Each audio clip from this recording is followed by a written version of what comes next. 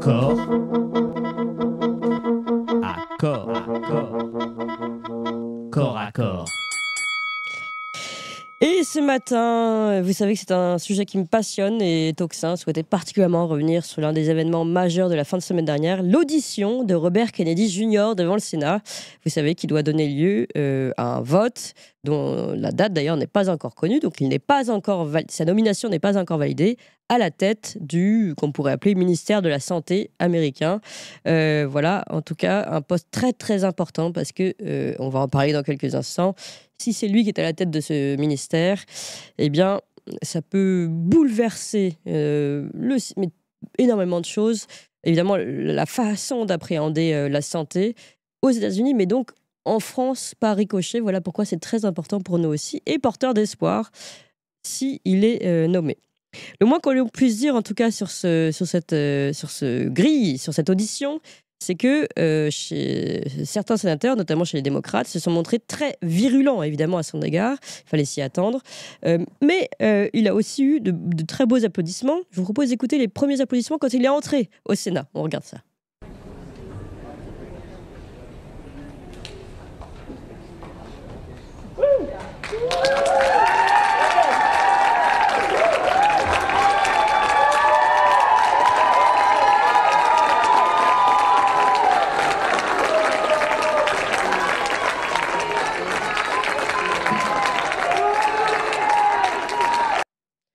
Ambiance au Sénat, et je peux vous dire que j'aurais applaudi aussi. Il a ensuite donné le ton dès le début en affichant une ligne claire sur la politique de santé qu'il souhaite mener, avec un maître mot qui ne fait évidemment pas plaisir à Big Pharma, la transparence. On écoute. My approach, as I said before, Senator, is radical transparency. Democrats and Republicans ought to be able to come in and get information et obtenir des informations qui ont été générées aux frais des contribuables et qui appartiennent aux contribuables américains. Ils ne devraient pas obtenir de documents caviardés. Les agences de santé publique devraient être transparentes et si nous voulons que les Américains retrouvent confiance dans les agences de santé publique, nous avons besoin de transparence. Voilà, il rappelle à plusieurs reprises ce mot de radical transparency, évidemment sur lequel on va revenir dans quelques instants avec nos invités. On a eu, juste pour vous donner un peu aussi l'ambiance générale de cette audition, des questions assez poussées, assez, violentes dans ces rangs du Sénat, notamment celle-ci, à laquelle il s'était forcé de répondre clairement. Est-ce que vous êtes un théoricien du complot? Je vous propose d'écouter, on traduit en direct. I got a real quick question for you. J'ai Are une très you a rapide question conspiracy pour vous. theorist? Êtes-vous un théoricien du complot? C'est un mot péjoratif qui m'est appliqué principalement pour m'empêcher de poser des questions difficiles, des questions d'intérêt puissant. On m'a dit que j'étais un théoricien du complot, donc un complotiste. Cette étiquette m'a été appliquée parce que j'ai dit que le vaccin Covid n'a pas empêché la transmission et ne pouvait pas empêcher l'infection. Quand le gouvernement disait aux gens, aux Américains, que ce serait. Je disais ça parce que j'avais étudié l'étude des singes. Et j'étais appelé, maintenant tout le monde l'admet. J'étais aussi appelé complotiste parce que j'ai dit que le colorant rouge provoquait un cancer. Et maintenant la FDA l'a reconnu et l'a interdit même. J'ai été aussi appelé complotiste parce que j'ai dit que le fluor A abaissait le QI. La semaine dernière, il y a une étude à publier qui prouvait que j'avais raison, qui montrait la corrélation entre la perte du QI. Je pourrais continuer comme ça pendant encore une semaine. Bon, on va s'arrêter là. Après, évidemment, ça continue. Voilà, vous voyez en tout cas l'ambiance, les questions qui sont posées, évidemment, cette fameuse accusation de complotisme qui empêche de réfléchir, et puis surtout les promesses de Robert Kennedy Jr.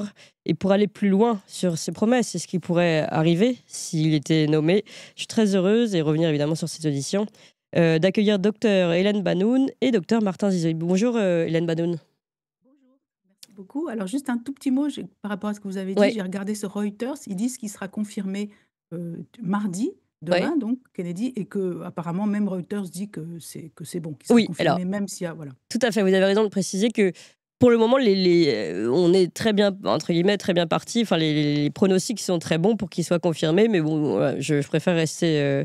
Mais vous avez raison de le préciser. Mais pour le moment, on reste vigilant et on attend la véritable confirmation. On reviendra peut-être, on fera peut-être un petit point demain rapidement sur le sujet.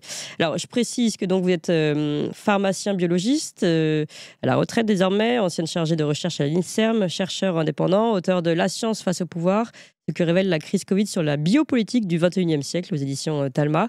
Nous sommes également avec Dr Martin Zizi. Bonjour à vous. Bonjour. Et merci d'être avec nous. Vous êtes médecin, biophysicien moléculaire, ancien professeur de neurophysiologie, ancien directeur scientifique à la Défense belge, ancien président de la commission éthique au sein du département de Défense belge. Et vous connaissez bien aussi Robert Kennedy Jr. On en avait déjà parlé ensemble quand on devait présenter un peu le personnage pour les Français qui ne le connaissaient pas. Alors, d'abord, peut-être un retour concret sur ce qui s'est passé pendant ces auditions que vous avez tous les deux suivies. Docteur Banoun, j'ai vu vos extraits, vos tweets, etc. Donc, j'ai bien vu que vous suiviez l'affaire de près. Quels sont vos retours, vos impressions Peut-être Docteur Banoun pour commencer. Alors déjà, comme tout le monde l'a vu, c'est l'agressivité des sénateurs démocrates qui, on l'a vu, avaient tous reçu des contributions financières importantes de Big Pharma. Alors, on va revenir sur les contributions. Mais allez-y, je vous laisse...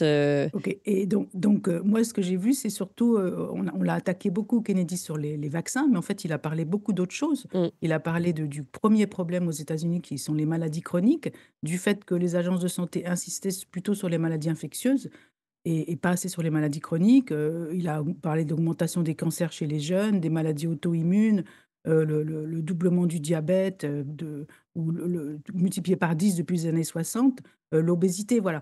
Et il veut lutter aussi contre tout ça. Et on se focalise sur le fait qu'il serait anti-vaccin. Voilà, mais c'est pas étonnant, comme je l'avais expliqué. Les vaccins et les médicaments biologiques, qui sont d'ailleurs promus par le Forum économique mondial, la récente réunion, c'est l'avenir pour Big Pharma, parce que ce sont des médicaments qui ne sont pas généricables et qui lui permettent de faire de gros profits, contrairement aux médicaments classiques qui au bout de 10 ans, tombent dans le domaine public et donc ne permettent plus de profit. En plus, ces médicaments, ces vaccins et ces médicaments biologiques et tout ce qui est assimilé au vaccin va être de plus en plus autorisé en urgence sans les essais cliniques des bonnes pratiques de fabrication. Donc tout ça, c'est important pour Big Pharma, et c'est pour ça que les agences de santé, qui sont aussi corrompus et très liés financièrement à Big Pharma, appuient sur les maladies infectieuses et pas sur les maladies chroniques. Quoique le Forum économique mondial nous dit qu'on va développer des ARN thérapeutiques anti-cancer et des ARN contre les maladies chroniques. Bon, on ne voit pas trop bien ce que ça peut être des ARN contre les maladies chroniques, mais bon, voilà, c'est ce qui est prévu. Oui, donc on voit bien ce qui se prépare et en fait le combat qui est en train d'être mené par des intérêts privés de laboratoires évidemment très importants, et justement ce combat pour la santé que défend depuis très longtemps Robert Kennedy Jr. Vous parliez justement de ces attaques des élus qui eux-mêmes touchent des sommes des intérêts de Big Pharma, des laboratoires, etc.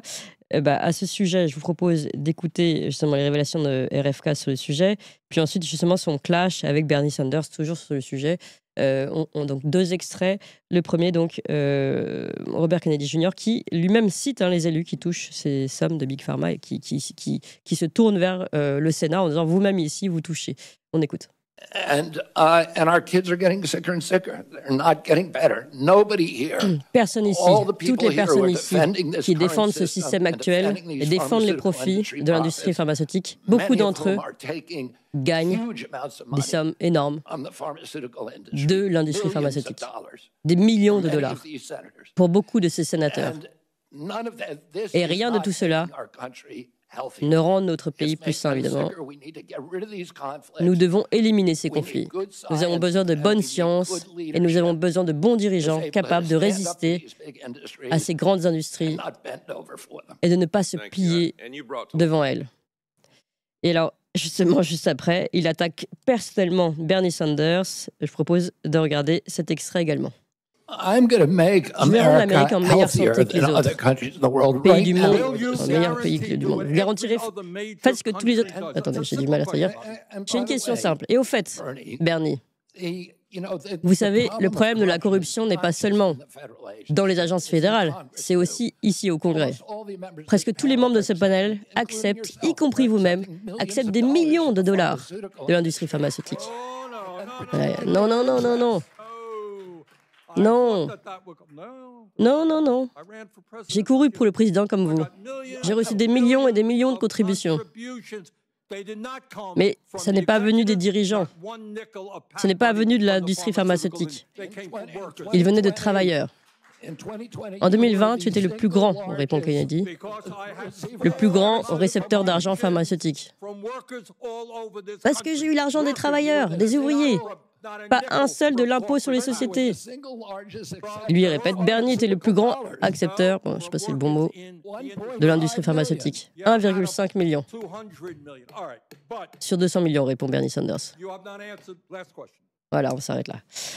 Donc vous avez compris, le clash entre Bernie Sanders et Robert Kennedy Jr. Et justement, on a une petite photo. On voit les intérêts des uns et des autres, ce qui a été reçu de l'industrie pharmaceutique. Et on voit bien en effet que Bernie Sanders cumule quand même 1,9 million de dollars de l'industrie pharmaceutique. Donc, c'est intéressant.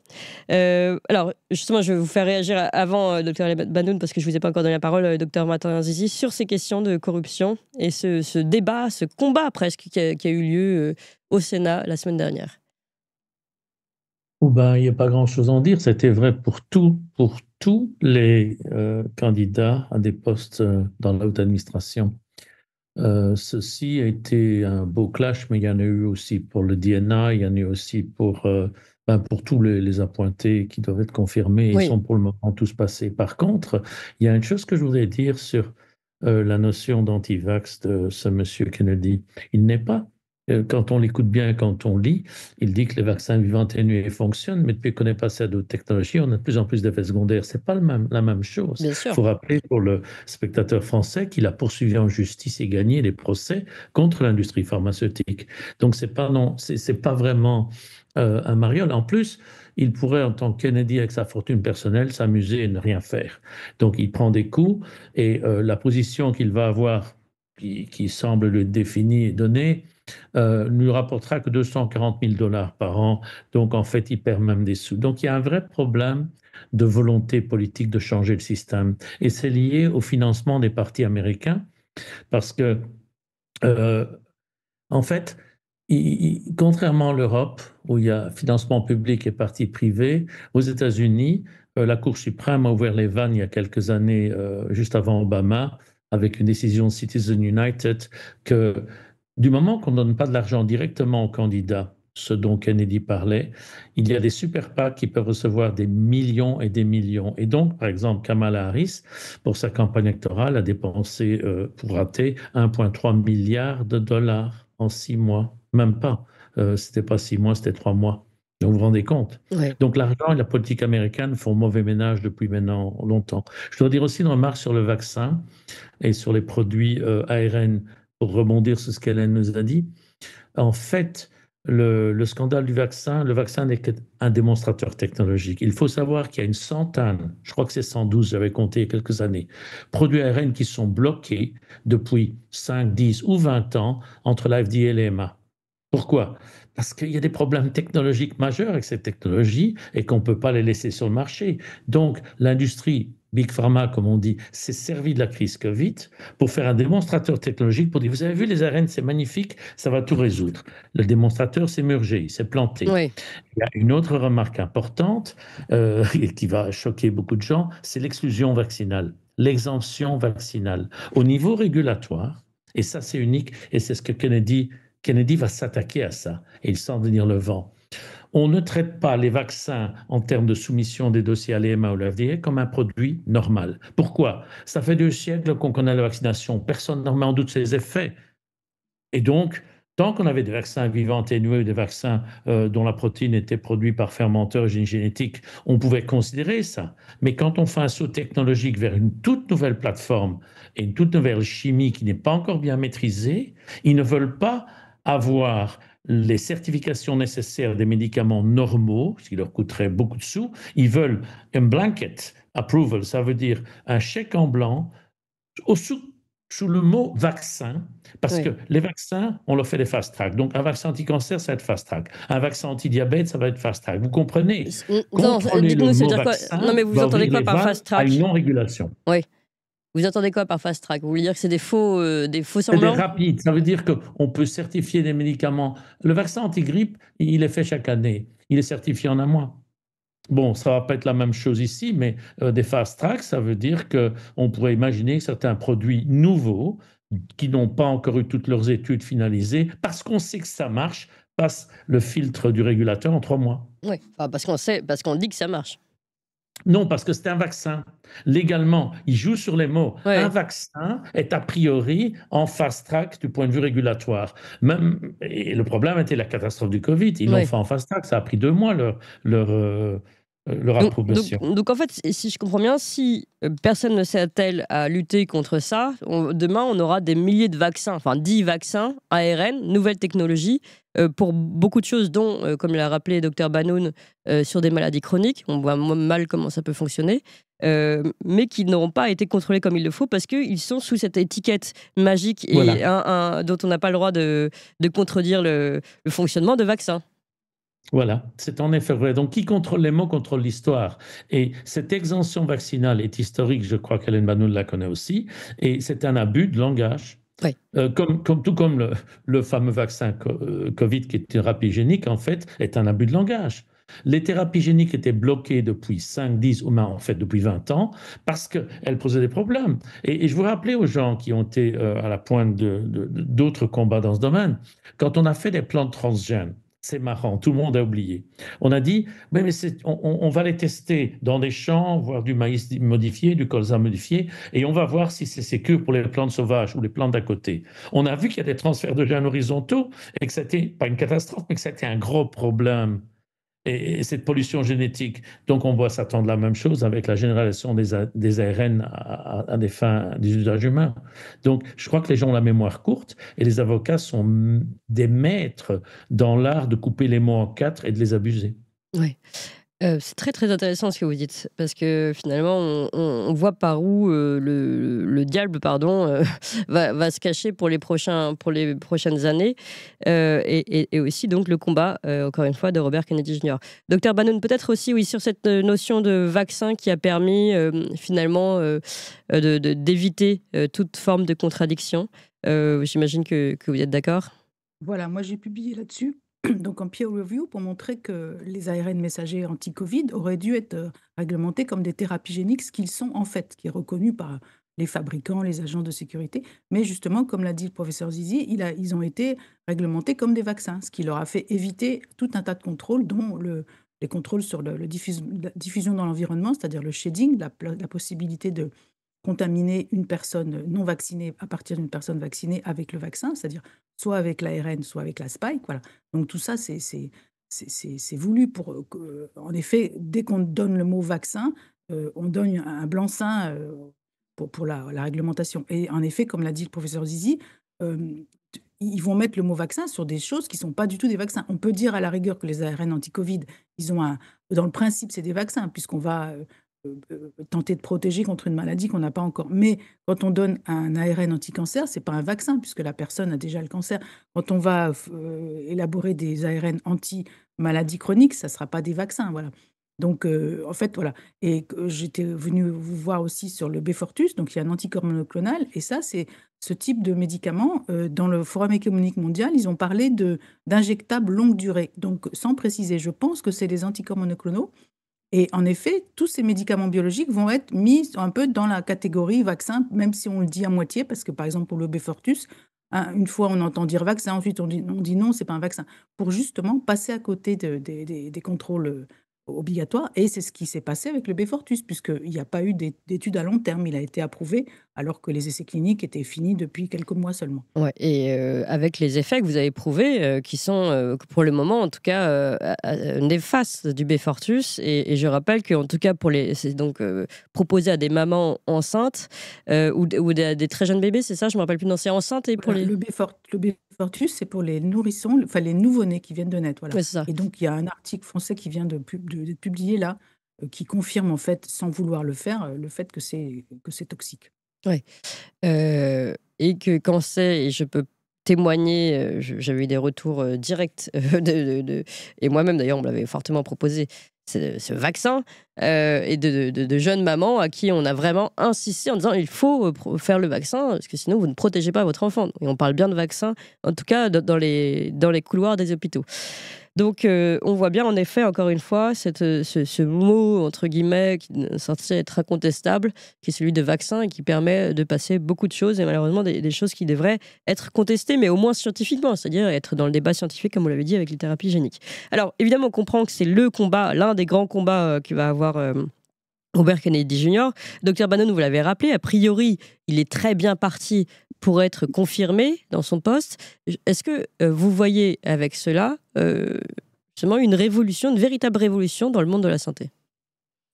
Alors, moi, je ne suis pas très optimiste parce que quand même, on ne peut pas attaquer comme ça de front les profits de Big Pharma en leur demandant de faire des essais cliniques randomisés en double aveugle sur tous les vaccins qu'ils mettent sur le marché. Ça me paraît difficile.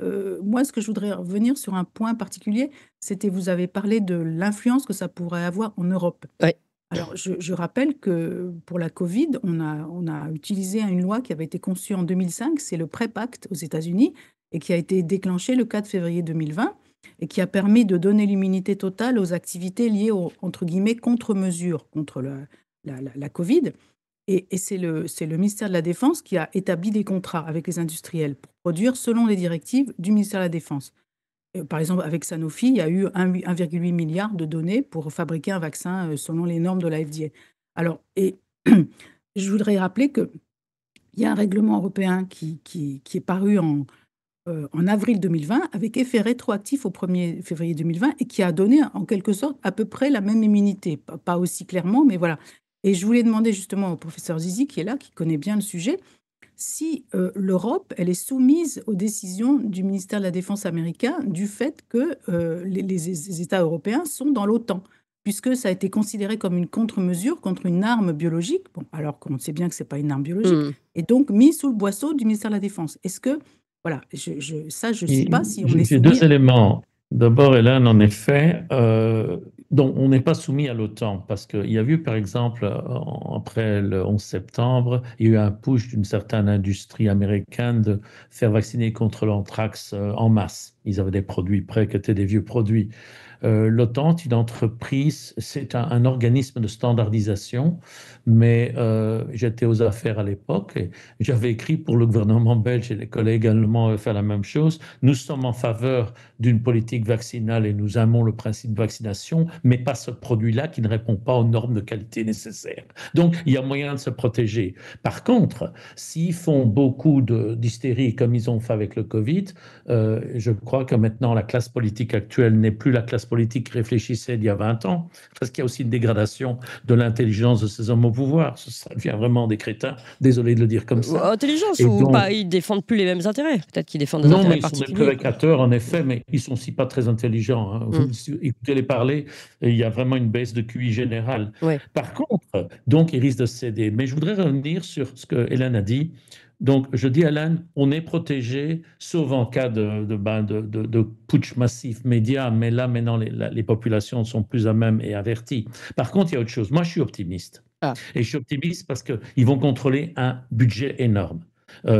Aussi bien Kennedy Jr. que G. Bhattacharya vont contrôler des centaines de milliards. J'ai fait regarder les chiffres parce que je les connaissais, mais je voulais être précis. Le budget de HHS, donc du ministère de la Santé américain, c'est 1700 milliards de dollars mandés. Ça veut dire que c'est pour des programmes et c'est des budgets alloués et dont à peu près 144 milliards, donc de cette enveloppe de 1800 milliards de dollars, et 144 milliards qui sont discrétionnaires. Discrétionnaire, ça veut dire qu'on peut prendre des initiatives. Si quelqu'un a à sa disposition un war chest, un pot de 144 milliards de dollars, il peut commencer à faire des choses, parce qu'il peut forcer des choses. Oui. Le NIH lui-même, c'est à peu près, donc mon copain Gilles Bhattacharya, l'année passée, ils ont un budget total de 47 milliards de dollars et demi, et cette année, ça restait standard, c'est 48 milliards et demi. Qu'est-ce que peuvent faire ces deux personnes? C'est changer les règles du jeu.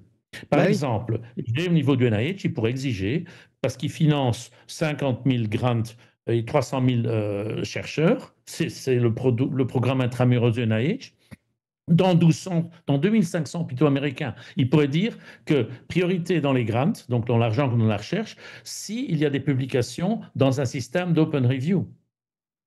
Alors, il y a quelques journaux scientifiques qui font de l'open review. Que va faire le Lancet si les scientifiques choisissent de publier dans les 2 ans ailleurs? Ils vont changer. Donc, en fait, les cordons de la bourse, s'ils sont bien utilisés, peuvent retourner beaucoup de choses. Mais bien Ça sûr. ne va pas être un grand soir. Ça va prendre 2-3 ans à percoler les effets. Mais je crois qu'on aura vraiment un changement de leadership sur base du contrôle budgétaire. Et il y aura d'autres choses qui se feront, mais on n'a pas le temps d'en parler ici. Mais moi, je crois qu'il y a vraiment un espoir. Ça va percoler vers l'Europe. Ça, je suis sûr aussi, parce que, bon, il y a au-dessus un type un peu déjanté qui dit des choses, qui fait peur et qui est imprévisible, mais il y a autour de lui, surtout dans le domaine de la santé, il faut aussi parler du CDC et il faut aussi parler de l'EPA, des gens compétents. Et c'est marrant, à un moment où les républicains ont toujours critiqué les régulations et dire on ne veut pas de régulation, le Make America Healthy Again, ça va être quoi? Ça va être se débarrasser de tout ce qui est des fausses régulations et en mettre des vraies. Donc il y aura moins de régulations, mais elles seront plus performantes et plus contrôlées. C'est mon sentiment et j'espère avoir vraiment raison. Oui, énormément de choses en effet dans ce que vous avez dit. Vous avez dit que ça pouvait influencer l'Europe. J'ai beaucoup de questions, moi, donc des questions concrètes. C'est vrai que je pense que beaucoup, on est très très nombreux. On a dépassé les 10 000 ici en auditeurs uniques et autentés. Donc non cumulés dans cette matinale. Évidemment, c'est très très important parce que les gens se sentent concernés par ce monde de la santé finalement qui d'un côté nous soumet, nous esclavagise ou alors peut-être peut nous libérer s'il est vu autrement et surtout penser à notre vraie santé et voilà, ça peut changer beaucoup de choses même sur le traitement de l'agriculture, etc. Donc je pense qu'il y a beaucoup de choses à voir dans ce sujet. Peut-être revenir sur l'agriculture dans quelques instants. Parce que ce sont les mêmes intérêts. Est aussi dépendant de Kennedy. Donc, oui, il contrôle Social Security, il contrôle l'agriculture, il contrôle la santé et il contrôle d'autres agences intermédiaires comme le CDC, etc. Oui, mais vous comprenez bien, enfin j'imagine, pardon, je suis peut-être un petit peu trop optimiste, mais que si on a au pouvoir quelqu'un américain, quelqu'un qui dit plus de vaccination obligatoire, on arrête, on publie tout, tous les scientifiques, ceux qui critiquent comme ceux qui ne critiquent pas, qu'au niveau de l'agriculture, on n'est plus là pour subventionner l'industrie agricole, et Dieu sait qu'elle est importante aux États-Unis. Évidemment que le message, même ça, le message de la communication sera forcément différente, surtout qu'on est ultra suiviste en Europe et donc en France. Donc finalement, ça va, comme vous dites, ça va percoler, ça va arriver chez nous et on va pouvoir repenser l'agriculture, on va pouvoir repenser la santé, on va peut-être arrêter. J'ai beaucoup de questions aussi sur les vaccinations obligatoires pour les enfants. Docteur Banoun, je sais que c'est aussi votre sujet, mais en France, les gens se sentent très concernés par les 10 vaccins obligatoires. Tout ça va forcément changer la face de notre façon à nous d'appréhender l'agriculture, la santé, donc la santé de manière générale finalement. Quand on parle de l'agriculture, c'est ça, c'est l'alimentation. Finalement, se débarrasser on ne pourra pas s'en débarrasser définitivement, mais des intérêts industriels qui nous nuisent. Sans vouloir vous interrompre, vous savez que les 1700 ou les 1800 milliards de dollars, ça représente 16% du GDP, donc du PIB des États-Unis. Et c'est la même chose dans tous nos pays occidentaux. C'est entre 15, selon les pays, tous nos pays européens, les gens doivent comprendre, la santé, c'est entre 15 et 20% du produit intérieur brut des États. C'est pour ça qu'il y a Big Pharma. C'est la plus grande montagne d'or où on peut se servir. Et si on casse les régulations, si on achète les politiques, on y va à l'appel. Docteur Banoun. 20% de l'État, c'est incroyable. Vous ne souhaitez pas entendre ce message positif? oui, bien Non, sûr. Non, moi, je suis positif, mais je dirais que ça va pas être facile, hein. Oui, ça c'est certain. Et puis on a toujours peur d'un assassinat, même si. Docteur Bannon, je vous redonne la parole. Oui, non, mais je suis d'accord. Moi, j'ai tendance toujours à donner le côté un peu pessimiste pour pas partir être enthousiaste. Mais en effet, bon, aux États-Unis, il n'y a pas vraiment de vaccination obligatoire. Enfin, c'est pas légal au niveau fédéral, mais après, c'est appliqué en fait au niveau local. C'est différent d'ici. Ici, ça va. Ici, on est un pays jacobin, donc ça vient d'en haut. Et peut-être qu'on peut imaginer en effet qu'il y ait suppression de l'obligation. Alors, c'est pas 10, c'est 12 maintenant avec le nouveau méningocoque pour les bébés. Ouais. Bon, surtout que je rappelle qu'il y avait une consultation citoyenne avec des experts aussi, avant l'obligation, qui avait rendu son avis, qui était contre l'obligation. Mais le gouvernement est passé dessus. Et cette obligation, elle était temporaire, elle devait être révisée, elle devait être réexaminée. Donc peut-être que, voilà, elle pourrait être réexaminée, cette obligation pour les 11 vaccins pour les enfants. Ouais. Voilà. Mais après, on aura toujours la propagande, enfin la publicité dans les médias pour ces vaccins, parce que je rappelle qu'avant l'obligation, il y avait quand même 90% des bébés qui étaient vaccinés avec ces vaccins, ces 11 vaccins, hein. Donc voilà, il faut aussi que les gens aient une information indépendante aussi. Voilà. C'est pour ça que c'est important qu'il y ait un peu de levée de censure. Bon, je ne crois pas à toute suppression de la censure, mais voilà, qu'on nous laisse un peu parler, qu'on nous laisse diffuser des informations pour que les gens qui veulent des informations, parce qu'il y en a qui n'en veulent pas, ceux qui veulent des informations puissent les étudier et décider avec un consentement éclairé. Voilà, oui. Mais c'est pour ça que c'est très intéressant ce qui peut se passer encore une fois du côté américain, où le peer review va être publié, va être reconnu, où finalement on voit bien de toute façon Elon Musk qui dit "You are the media now", donc les médias traditionnels qui sont renversés par ces médias, on va dire, de plateformes alternatifs, etc., comme nous le sommes nous-mêmes sur Toxin. Et si cet effet-là et aussi de la communication, puisque c'est une puissance en soi, évidemment. La communication, l'information peut être prise par d'autres volets que celui de la formation, on va dire, mainstream traditionnelle et financée par des oligarques eux-mêmes avec des intérêts particuliers. Ça peut vraiment renverser la table parce que, comme vous dites, chacun fait ce qu'il veut, mais au moins que tout le monde soit informé. Donc, si déjà les scientifiques peuvent s'exprimer et que derrière des médias peuvent exister et donner ces informations, eh bien, on abordera quand même les choses d'une manière différente de ce qui nous a été imposé ces dernières dizaines d'années. Docteur Zizi, peut-être pour finir. Je crois que vous avez dit du mot de la fin. La pierre d'angle d'une démocratie, c'est la liberté d'expression parce qu'elle est liée à la liberté de penser et presque d'exister avec ce qui se passe depuis quelques années. Parce que si je ne peux pas dire... En fait, les gens confondent liberté d'expression et politesse. Une idée n'a pas besoin d'être polie, elle n'a pas besoin d'être gentille, elle n'a même pas besoin d'être vraie. Elle n'a pas besoin d'être mainstream pour pouvoir être exprimée. C'est peut-être pas malin de traiter les gens de tous les noms, mais ça doit pouvoir se passer. Et nos fondateurs, que ce soit aux États-Unis ou en Europe, on peut parler Voltaire, Montesquieu, Jefferson, Paine ou bien John Stuart Mill, ont toujours dit la liberté est la liberté d'exprimer ce qu'on ne veut pas entendre. Oui. Et ça, c'est ce qui s'est passé avec cette élection, parce que dans la culture américaine, ils sont vraiment très, même s'ils sont démocrates ou républicains, au fond d'eux-mêmes sont des pionniers libertaires. Ils ont aussi plein de flingues, rappelez-vous. Donc, ces gens n'ont pas aimé qu'on leur explique trop des choses auxquelles ils ne croyaient pas. Et G. Bhattacharya lui-même est remonté à la Cour suprême. Il n'a pas gagné, mais il n'a pas perdu. Il s'est retourné dans les cours d'appel subalternes. Mais quand on entend le discours de cette administration, et je ne suis pas un admirateur de tout, pour pas quand même exagérer, mais ils mettent le free expression, ils mettent freedom of speech center and clear. Ça veut dire que même l'inénarrable Trump parle de la liberté d'expression en l'appliquant lui-même, en disant « moi, on m'a enlevé la liberté d'expression ». Oui. Voilà. On l'a compris, beaucoup de choses qui peuvent changer avec cette nomination qu'on attend là, plus que quelques heures avant une confirmation qui est très bien partie, vous l'avez rappelé, Dr Bannon. Espérons, franchement, là je prends parti, mais espérons, parce que je crois que ça relève de notre santé à tous, et puis même d'un changement de monde. Moi je suis vraiment... Je me dis que ça peut... Ouais, je pense que ça peut vraiment changer les choses très très fortement. Et évidemment, toutes ces conséquences, il est nommé, on continuera de les suivre, parce que là je lisais d'ailleurs dans le chat, on cherche des des bonnes nouvelles. En voilà des bonnes nouvelles. Franchement, s'il est confirmé, c'est une magnifique nouvelle et on pourra continuer d'analyser point par point et comment les racines de cette bonne nouvelle vont s'étendre jusqu'à nous en Europe et jusqu'en France. Merci beaucoup en tout cas, Dr Banoun. Je rappelle votre livre, La science face au pouvoir, ce que révèle la crise Covid-19 sur la biopolitique du 21e siècle, aux éditions Talma. Et merci beaucoup à vous, Dr Martin Zizi, ancien directeur scientifique de la Défense belge, ancien président de la commission éthique. On a besoin de l'éthique au sein du département de défense belge. Merci encore, merci à vous tous, chers amis.